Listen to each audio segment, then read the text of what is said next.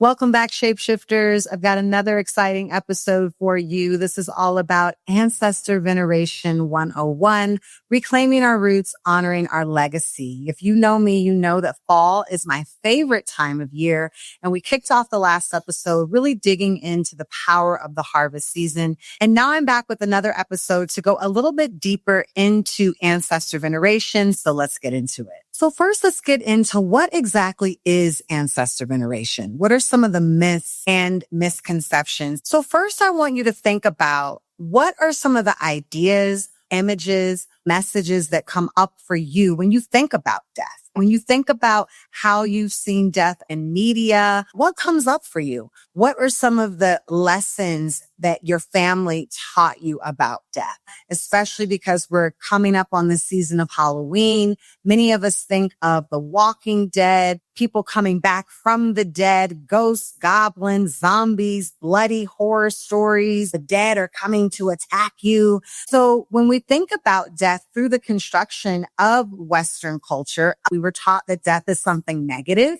The death is associated with the color black, that the dead are dangerous, evil even, and communing with the dead can even cause you harm. Now, I want to be very clear from us who come from the lineage of African Americans, particularly our cousins in Louisiana and down south. When we think about the second line, when we think about other ancestral veneration practices, even in the hood, pouring out a little liquor and the creating ancestor shrines where people have fallen or commemorating them, that there are still these remnants of ancient indigenous practices that are still embedded in our DNA. So I don't want to paint the picture that all Western construction of death is bad. But again, that is us lifting up our African American roots. I know many other indigenous cultures. Many of you that are listening can go back into your own cultural canon and pull other death rituals out. But in general, we are taught that death is something scary, negative, and life ends in death, that's it. And so as always on Shapeshift Your Life, we're all about decolonizing our minds. We're all about going back Sankofa and pulling through the threads of our ancestors. And I want to take it all the way back to even pre-Kemet. Oftentimes we think about ancient Egypt. We also call it ancient Kemet, but we forget that there was societies that existed thousands and thousands of years before that, because to not only to construct a pyramid, but to also geographically place it where it reaches its peak when the sun is in the summer solstice and the equinox, all of that sacred geometry that was required for the building of pyramids, that knowledge had been attained for thousands of years before. So that was really the time where folks were flexing what they knew, right? That was when they're dusting their shoulders off, like, you're going to put some respect in our name. We created the original sciences and they wanted to show the world to this day what they were made of. But we know that that knowledge existed prior. But even if we take that time period as a snapshot, what you will see in this mummification of the human body was maintained impeccably. I had the opportunity to go and see King Tut's tomb when it was on tour, and that's mad problematic because we literally know that white folks literally went into the tombs of our ancestors, excavated all they shit, and put it on tour and then charge us money to go pay and see it. So obviously there's problems, but at the end of the day, we also get to see remnants of what they believed about death. This impeccable preservation of the items that they carried with them, like their jewelry, sometimes the workers and staff, all of those folks came into the tomb with them and were actually preserved because they believed that they would still use these items in the afterlife. So regardless of what you believe about life and death, what we can take from that is the fact that the grandest civilization in the history of humanity believed that the earthly realm was not the end, that there was more. After you shed your physical body, there's an opportunity to join a metaphysical realm. Some of them even brought their pets and they mummified their pets. And so we see in all ancient cultures this idea that the physical experience on planet Earth was not the end. Even though that spirit sheds the physical body, that spirit is alive. So the invitation is to reclaim our own lineage, our own power as it relates to ancestral memory. And this becomes a hot topic because there are folks out there that believe that they were a bird in a past life and they were a cat. And no disrespect, but as it relates to indigenous cosmologies and ancestor veneration, that is not the case. We believe that you are birthed through the blood and bone of those who came before you. So even when we have our own traumas and we are not here by coincidence, we are not a mistake, that the things that you like to do, if you have a gift of song, a gift of dance, a gift of cooking, a gift of photography, a gift of spirit, believe it or not, somebody in your family did as well. I come from a family of priests and reverends and deaconesses. So it's no coincidence that I'm here doing what I'm doing. Now, let me tell you, they definitely were not practicing African spirituality, and they probably would call me crazy if they were here today. But the energy of that spirit is still in the blood and bone of who I am today. The ancestral memory is a power. It is actually an inheritance that we can carry forth for those who were adopted, who have had very traumatic childhoods, traumatic experiences with their parents and their families. And they're like, Zakia, you want me to venerate who? You don't know my mom and my daddy. You don't understand my grandparents. And so that is where, again, we have to go beyond just the parents and the grandparents that we know, and we can reach into those that came before them. And so why is this so important right now? When we think about this 2025 timeline, if you listen to the last episode, you know that this is a year of 9, that this is a year of change, that this is a year of death and rebirth, that this is a year of transformation, that we are watching everything shake up like never before. And what I know is that what we're experiencing on this planet right now, it is not a physical war. It's a spiritual war. It is a revolution, but it is a revolution of spirit. And that currency of spirituality, your spiritual practices, honoring the cycles of the season, honoring the forces of nature, and honoring your ancestors are a superpower, are a toolkit that was willed to you when you were born, that allows you to remember that you are not walking this path alone. And so in the midst of all of these shifts on the universe, we've got to go to what is eternal. We have to go to what they could not build, so they definitely cannot destroy it. We have to go to that which is solid. And what is solid and known is that you have a spiritual team of forces that surround you, that are here to guide you, that can alchemize your pain into pleasure. Turn an empty bank account into a bank account of abundance. Shift the power of sickness into the optimal health. And no, I'm not saying that ancestors are gods. I'm not saying that. I still believe in one God. Your ancestors still believed in one higher power, but they also know that there are other forces, and those forces are intermediaries, that actually we don't go to God with our small problems, that we can go to these intermediaries. These intermediaries in the Abrahamic tradition are called angels. So it's like people can accept angel and be cool with it, but as soon as you say ancestors, they feel some type of way. It's so interesting, as you know, that I'm here in Mexico City, and I watch some folks of African descent feel so uncomfortable around ancestor veneration.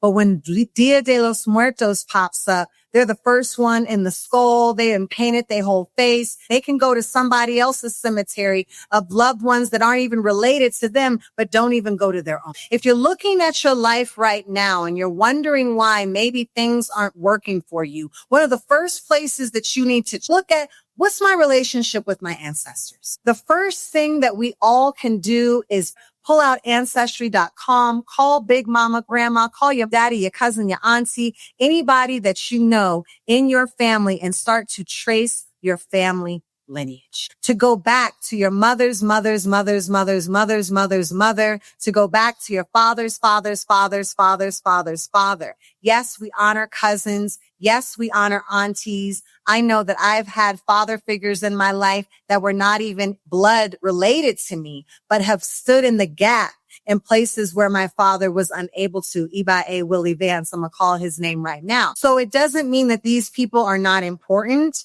but we really want to go back into literally your ancestors, those that you were related to, and see how far back you can go. This is a powerful exercise because it gives us the opportunity to maybe connect with family members that we haven't spoken to in a while, to harvest all the gifts, the family photos, the stories, recipes of those that came before us. My grandmother was a vocalist and I'm a vocalist. I didn't know that. And when I was a child, that was something that I learned through my own harvesting these ancestral stories to allow me to know that what is in me is not just in me by coincidence. So gathering those names, stories as far as you can. I've gone all the way back to literally my family members that were enslaved. I literally have documentation of the plantation where some of my ancestors were kept. I also have free Blacks that are in my family. And so for many of us who are foundational Black Americans, we can trace that lineage up to so far. And then the record keeping starts getting shifty. So do the best that you can. I've actually gotten an ancestral reading, which allowed me to also know that before my ancestors came to America, they actually went through Haiti. And I ended up marrying a Haitian man. Like my ancestors already knew that. And I didn't find that information out till I was well into my 30s. But then I was able to start connecting the dots on how so many aspects of my life, my spiritual practice, my relationship to music and art, what calls me to Haitian dance, because my body already knew those rhythms. I walked into dance class and I knew how to do every dance. It was already built into my DNA, built into my ancestral memory, only later to get a reading and to find out, yep, that's where your people came from. Your bloodline is powerful. Your bloodline is purposeful. Your bloodline is here to support you. And so being able to call out their names, if you do nothing else, we don't wait until we're broke. We don't wait until we break up with somebody. We don't wait until we get sick to say, oh, now I need to go to my ancestors. Well, honey, you haven't been honoring them. Why should they support you? Right? We want to be in a place of momentum. We want to be in a place where we already have done so much veneration. The altar is tight. The food is laid. The names are being called on a regular basis. We're going to them just to say thank you before we ask for anything, because we built up that relationship with them that then when that hardship, that challenge comes, that relationship is already intact. That momentum has already been set in motion, and then we can take it even further. So the invitation, as I said in the last episode, is to start your ancestor veneration practice, because harvest season, the season of fall, the veil is thin. That means the ability for you to reach out to them, for them to hear you. The distance is shorter so that your prayers will land on their ears. When we set up altars, what you're doing is you're creating a portal. It's like if somebody was trying to get your attention. It's one thing if somebody calls me Zakia, but it's another thing if they call me Oyadolu. That's my Ifa name. And it's another thing if they call me Shapeshifter. So if somebody has created a table and they're playing my music, literally probably music that I recorded, and they're saying all of my different names, and they prepared a table with all my favorite foods, and I'm in the metaphysical realm, that's going to get my attention. You can think of it as a speaker, that the distance between you contacting them is shorter. And you analyze that in contrast to someone who is not honoring their ancestors, does not know their names, does not know their foods, does not have a place for them.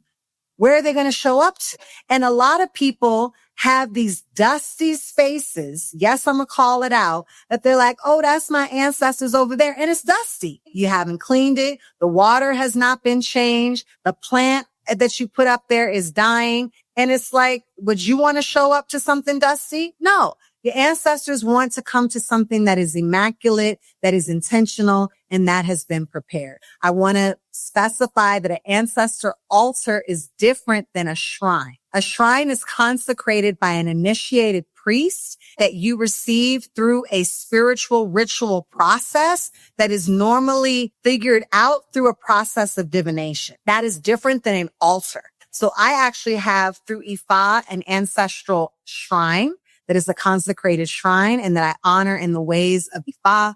But I also have an ancestral altar, and that altar has the pictures of my ancestors. It has the names of my ancestors. I had my father go to the grave space in Richmond, Virginia, and gather dirt from the graves of my grandmothers. I've also gone myself. We have an entire cemetery from our church, Mount Zion Baptist Church, Hanover County, Virginia, where my ancestors are buried on both sides. Literally, my mother's father and mother's side all went to the same church, and all of our lineage is buried in the cemetery. So I went to that cemetery. I poured cold water at that cemetery. I prayed at the graves of my ancestors. I brought flowers to the graves of my ancestors. And I also collected that dirt, and I brought that dirt back to altar.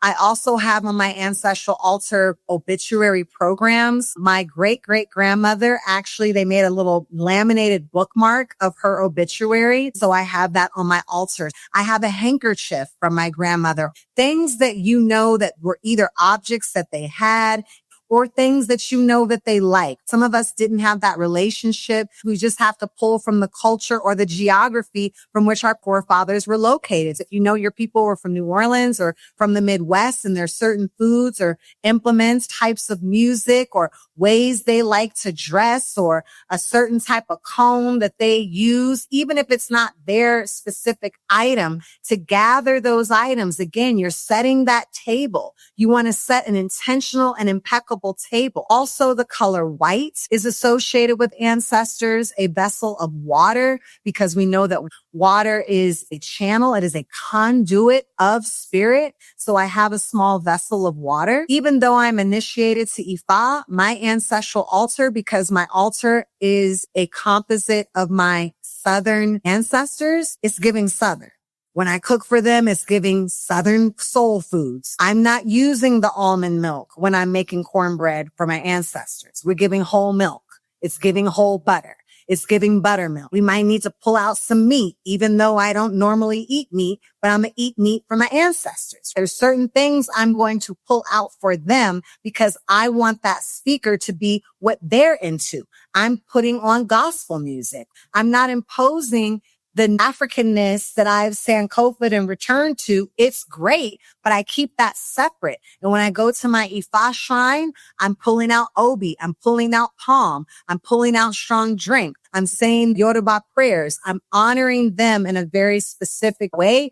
Typically, you can place an ancestral altar on the floor. You can place it on a shelf. But you do want to create, however small, however modest, a space dedicated to them. And a big taboo, and I see people do this all the time, is they put their own picture on your ancestor altar. Please do not do that. Please do not put any pictures of the living. Even if it's a picture of you and your grandparents and you love that photo, you are not deceased. You are still here in the realm of the living. And so we want to keep the realm of the living separate from the realm of the dead. Every year, you should be doing a celebration for your ancestors. Some years I've done that celebration on my grandmother's birthday because my grandmother is a very powerful ancestor in my life. This year, I'm going to be doing a celebration for my ancestors around the fall. So I'm just going to pick a day. It's probably going to be on a Sunday because I know my people went to church on Sunday and they were avid churchgoers. I'm going to bring out a white plate, particularly if you have a chip plate. As I'm cooking, I'm in the vibe. I'm praying into the food. I'm praying when I'm shopping for the food. I'm praying when I'm cutting up the food. So the ritual begins the moment that you begin the idea of the celebration. It's not just when all the altar is set up and everything is pretty. Take the whole opportunity as part of your ritual. I also like to light white candles. I'll do single-use candles or a 7-day candle. If you are burning a 7-day candle using the hoodoo tradition, you can carve a message into that candle of what you want to receive, an intention. You can light that candle for 7 days. You can make a commitment. Since it's a 7-day candle, I'm going to kick it off with this party every day for 7 days, for 9 days. I'm going to come to you. I'm going to sit with you. I'm going to eat with you. And if you remember the story of Oyepolu from last episode, Ifa tells us you don't have to know anything to receive everything. So if you're feeling like, well, I don't really know what to say, I don't really know how to talk to them, you ain't got to know. You just have to do it. You just have to have the intentionality. When we pray out loud. You want to call their name. You're going to talk to them. You're going to say, hey, this is who I am. You're going to say what you brought. You're going to fellowship and eat. And then you're going to ask them for what you want. Ask them for what you need. If it's clarity, if it's for a shift, if it's for a sign, if it's for abundance, if it's for that new job opportunity, they want to work for you. They want to serve you. For those of us of African descent, for those of us who are melanated, who literally have been in a spiritual and physical war against the dominant Western paradigms of colonization and patriarchy for hundreds of years, we know that we come from a lineage of people who've had to overcome the Ma'afa transatlantic slave trade, who've had to deal with segregation, Jim Crow, the civil rights movement. So when we get so bogged down about the government and about wars, we have to recognize, hold on, yes, this is difficult, but my ancestors have actually had to go through even more difficulty or even times like this. And to know and to recognize and to understand that when they were in those times of uncertainty, they prayed that future generations would be able to come whole, embodied in life and have fluid, prosperous, abundance lives and reconnect with their lineage and to understand who they are. And they prayed for you before you even existed, before you even were known, before you even came down from the cosmos. And here you are. So you are a miracle. So we have to know that miracles are part of our DNA. They are part of a treasure chest that we have access to and that we can claim. I hear what everybody's saying about the government and about wars and about politics and the economy and the job market, and how many Black women got laid off this year. But that does not have anything to do with me, because I can tap into a treasure chest that is eternal, that was here before and will be here after. And they can't touch that. Honoring our ancestors, it is going to ground you. It is going to allow your mind to vibrate at a higher frequency.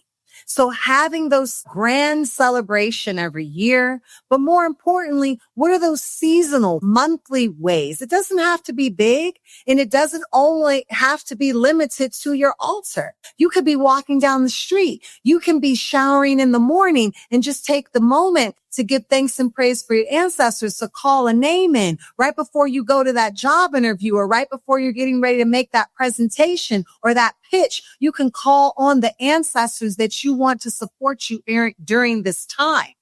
The invitation is to develop a relationship.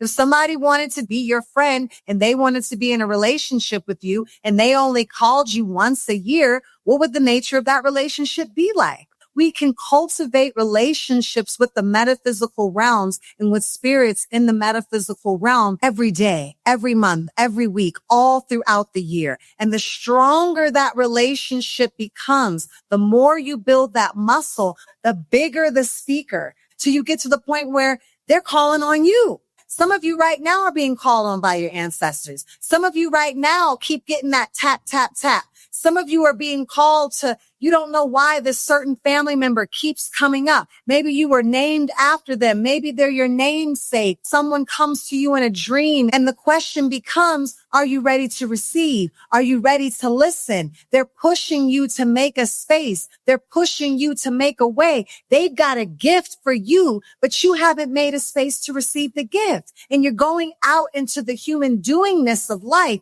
thinking that it's the job or the bank account or the relationship or this external force that you have to tap into when you have an internal power. The other power of ancestral veneration is we get to break generational curses. Many of us are the cycle breakers. Many of us have looked at patterns of harm, pain, violence, abuse in our families. Maybe it's happened to you. Maybe it's happened to a family member. Maybe it happened to your mother or father, and that's why they were fucked up and you had to deal with that. Ask me how I know.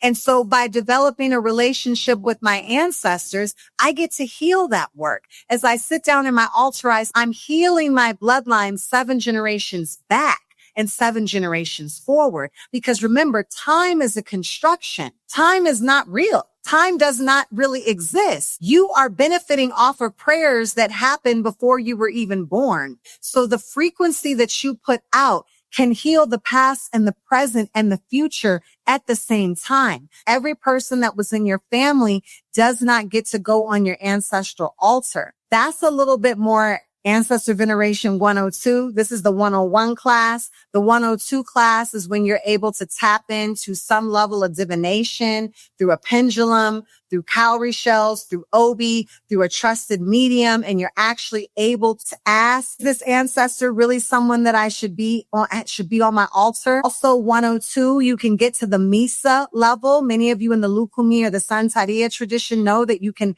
have a Misa where you literally speak with them directly, where you can ask them questions and they can ask you questions. So there's levels to the ancestor veneration. Some of folks that are devotees of Ifa actually are initiated into the Egungun. Egun means bone. So we say Egungun, we say bone, bone. Just like you say tray, or real, we put that double on it. It means something. So when we call on our ancestors, we say that bone, that Egungun. Some folks are actually initiated into the Egungun society.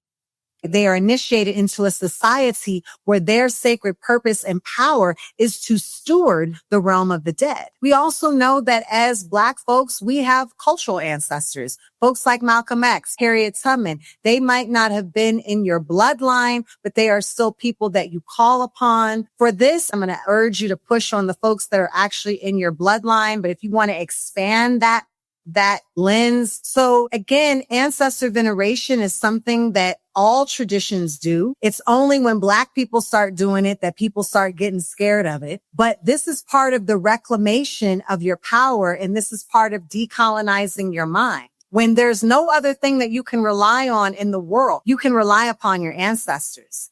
Many folks are attracted to African traditional religions, and the first thing that they want to do is they want to get initiated. But we are taught in Ifa or Re, your own self. That is the first initiation that you go through. Your crown chakra, your personal power, Egungun, your ancestors, and then Orisha. So you don't get to leapfrog over the people that birthed you, that gave you the gifts in your own DNA so you can start honoring Oshun. I feel like I have this relationship with Oshun. I feel like I have this relationship with the goddess. And your ancestors are sitting right there, altar dry, prayers dry, haven't given them a plate of food. It doesn't work like that. You got to start at home first. And everybody's calling upon the Orisha, but only you and your bloodline are the ones calling upon your ancestors. That connection is even closer. My journey into initiation to Oya was a 20-year journey. I didn't wait for that to start my spiritual journey. I was already on that path. And Oya plays a very critical role when it comes to ancestors in the Ifa tradition because she is the one that opens the door into the realm of death. She is the one that is the bridge between the living and the dead. She is a steward of ancestors. We believe in the Yoruba tradition that it is Oya who gave birth to the Egungun masquerade. If you're familiar with the masquerade is its own secret society. And it started off by being led by women, believe it or not. And then it was eventually taken over by the men. But it is Oya who gave birth to that. So because of that, it makes me have to honor my ancestors even more because as I'm honoring my ancestors, I'm honoring Oya. And as I'm honoring Oya, I'm honoring myself. And as I record this episode to you today from Mexico City, I am hearing the wondrous thunder of Oya. She is